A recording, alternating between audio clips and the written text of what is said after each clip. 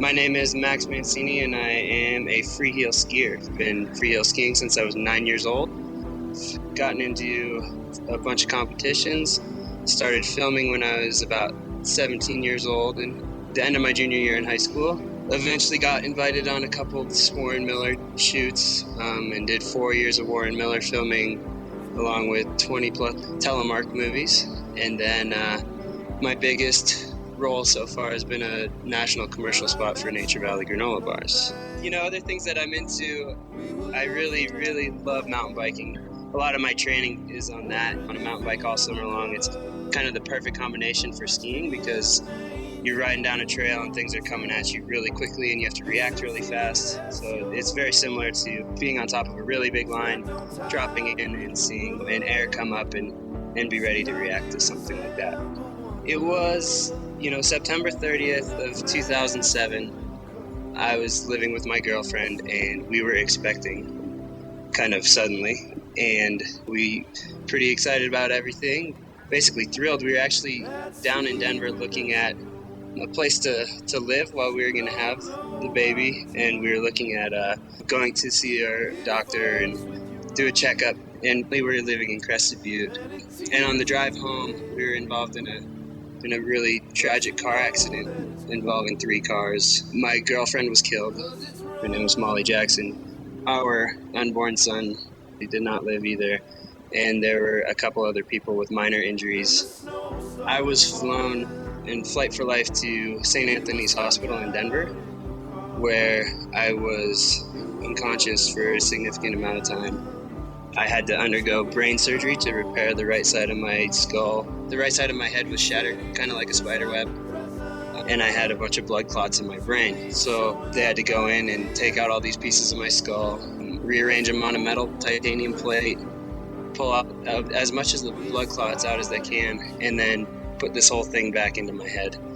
After that, I had to stay in Denver for a little over 2 months until the air that was trapped in between my brain and my skull kind of diffused, and then I was able to actually come home to Crested Butte on my birthday, which is in November. I actually woke up in the car after we had crashed, and I looked over and saw that Molly was not doing as well as I was. I had no idea what state she was in. I had no idea what happened.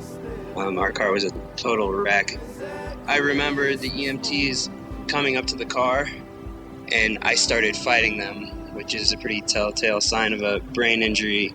I was yelling at them to help her, and all they said to me was, "You're the priority," and then I blacked out again.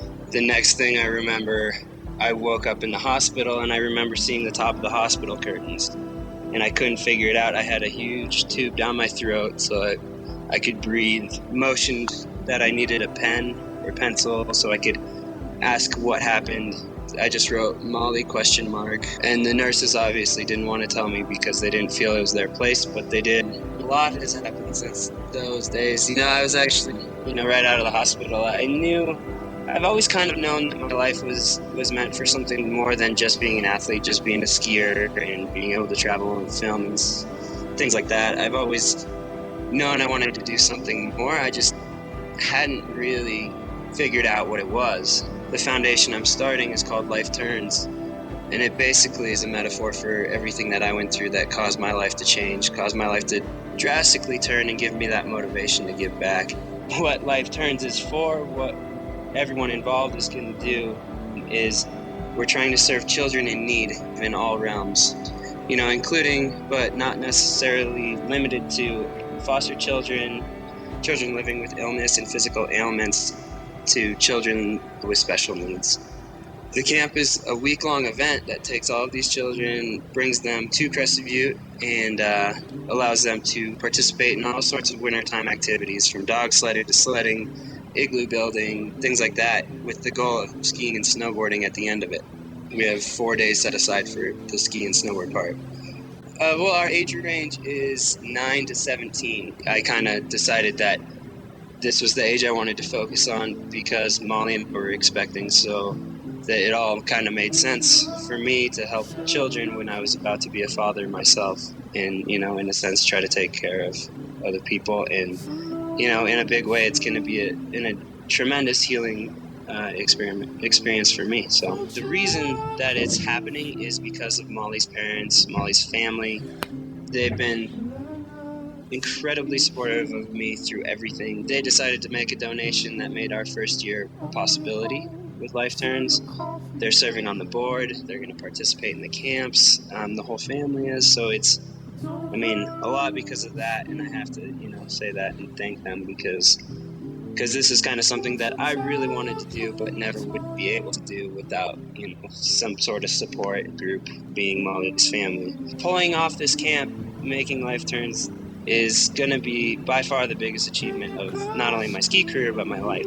There's absolutely no question about that. We're getting calls from the actual kids themselves in the hospital on Sunday begging us not to give away their spot, telling us they can't have dairy and asking us about igloo building.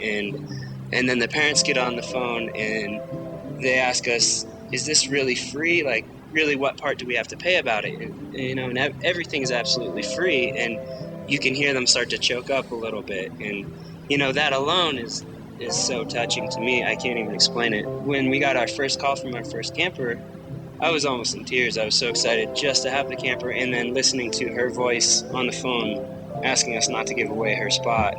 You know, it was just the most touching thing I've ever experienced.